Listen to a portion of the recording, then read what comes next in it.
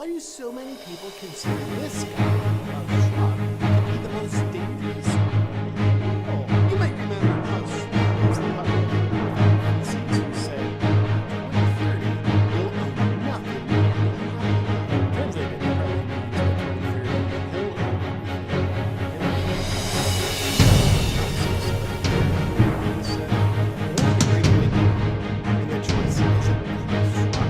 own One of the features of this fourth industrial revolution is that it doesn't change what we are doing, but it changes us. The difference of this fourth industrial revolution is it doesn't change what you are doing.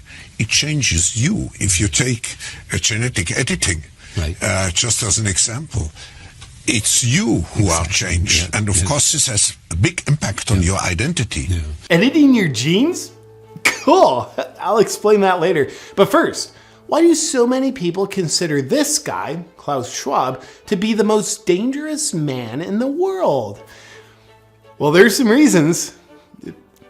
A lot of them. You might remember Klaus Schwab as the puddle of liquefied feces who said, by 2030, you'll own nothing and be happy about it. Translated, that probably means by 2030, he'll own everything and he'll be happy about it. But how does he expect you to own nothing and be happy about it? Oh, he's got a plan. Now, I'll tell you about it in a minute. But before I do, a little bit about Klaus Schwab. He's the author of COVID-19, The Great Reset. What a grand opportunity indeed. Oh, and his book was published on July 9th, 2020. Wonder how he got it written and published that fast. It's almost like maybe he pre-wrote it before he started the pandemic. Before the pandemic started. Old Klaus is also the founder and chairman of the World Economic Forum, an organization that faces the public with very noble sounding goals of creating a better world. Fear-mongering about climate change and disease are big goals of theirs. Welcome to Davos. Just park your private jet over there and then go inside and pretend to be concerned about climate change. Klaus and the World Economic Forum want a worldwide digital ID system that determines your access to goods and services. It would monitor your online behavior, purchases, and biometrics. It kind of seems like he just wants to do away with the whole democratic process and give all the power to the state and whoever runs the state, the deep state. But that's based on both his words and actions, so it's probably an inaccurate observation. Was Dr. Evil's character based on this reptile? Mr. Schwab writes the following. One of the greatest lessons of the past 5 centuries in Europe and America is this. Acute crisis contribute to boosting the power of the state. It's always been the case, and there is no reason why it should be different with the pandemic. Nobody ever elected Klaus Schwab to anything. This all just sounds like conspiracy, doesn't it? The World Economic Forum are good guys. Haven't you seen the headlines they pay for? Go green, right? Right? That's probably right. They truly are good guys. Accordingly, you'll be excited to hear that the lineup of World Economic Forum speakers at their annual gathering of elites in Davos included such benevolent humanitarians like Xi Jinping, the leader of the Chinese Communist Party, who's currently committing genocide, Anthony Fauci, who's arguably currently involved in crimes against humanity, and Bill Gates, who's arguably currently involved in crimes against humanity, and Australian Prime Minister Scott Morrison, who's arguably currently involved in crimes against humanity. What a great lineup! But my favorite Economic Forum speaker of all time is this reptile, Klaus Schwab's top advisor, Dr. Yuval Noah Harari.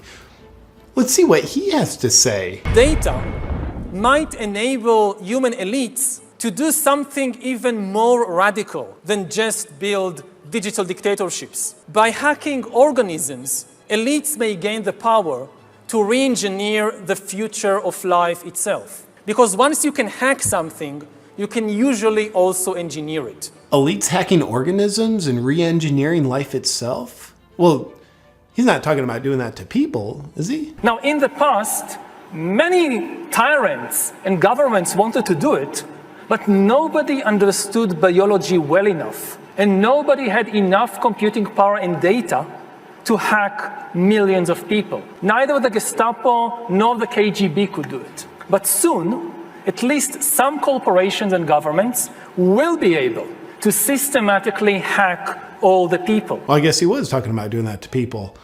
All people, to be specific. And if indeed we succeed in hacking and engineering life, this will be not just the greatest revolution in the history of humanity. This will be the greatest revolution in biology since the very beginning of life 4 billion years ago. For 4 billion years, nothing fundamental changed. Not playing God, are you? Because that usually works out super well. Science is replacing evolution by natural selection with evolution by intelligent design. Not the intelligent design of some god above the clouds. Oh, you are playing God.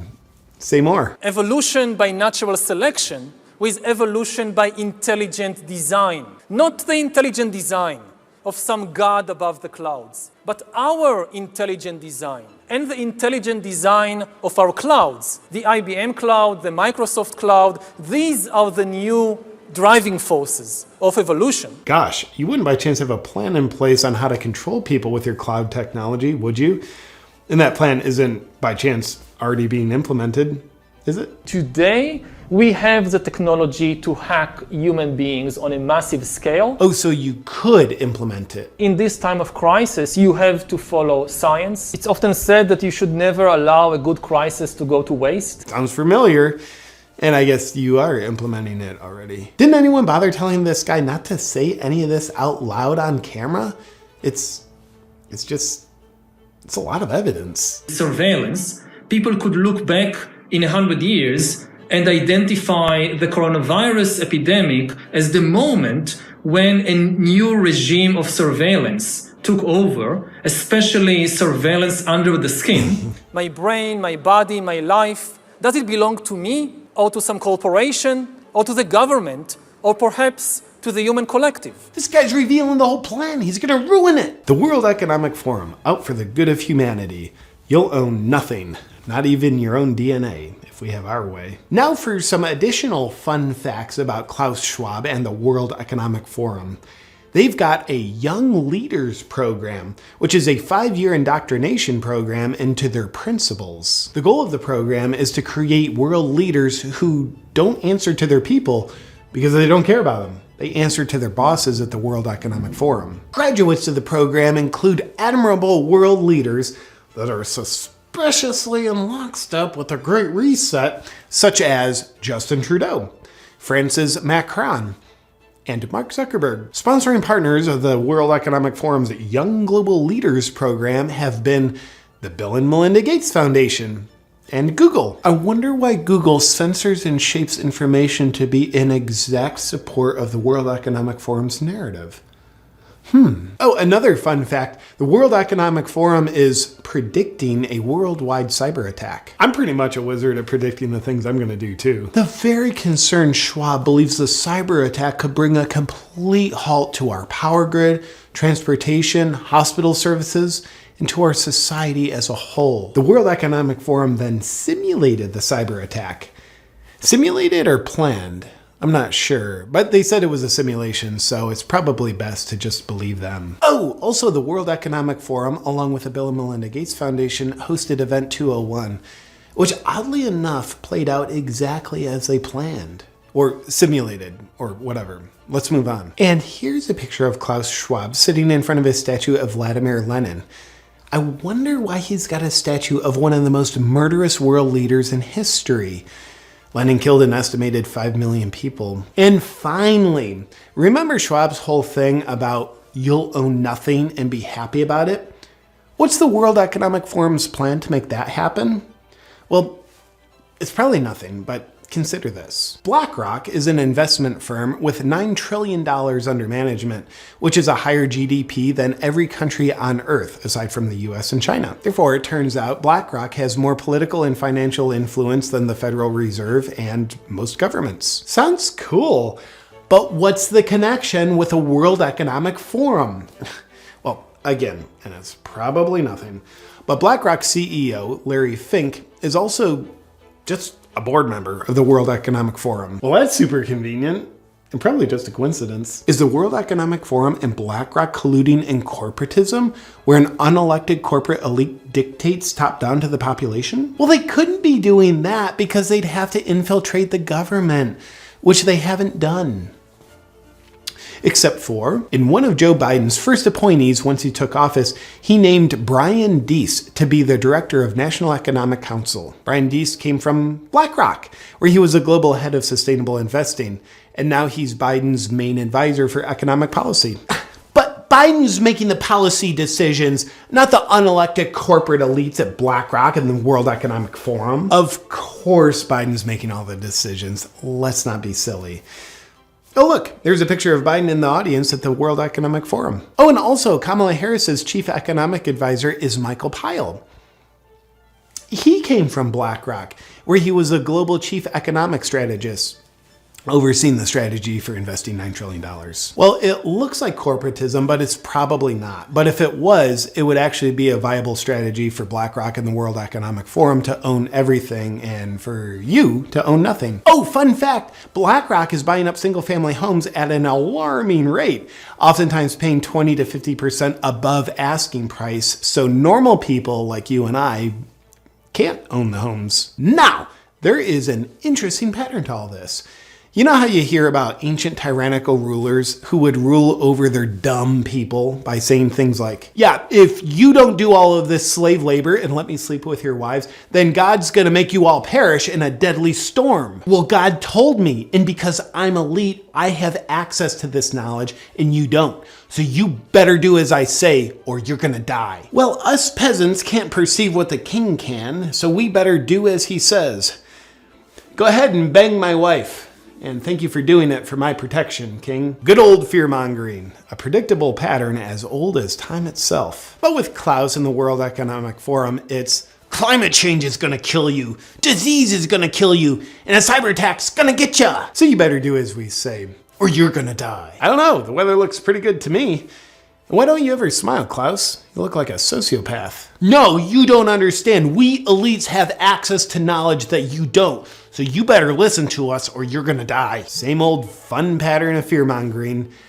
They know of the scary problems and only they have the solutions. So listen up or you're gonna die. Gotcha, Klaus. Nothing new here.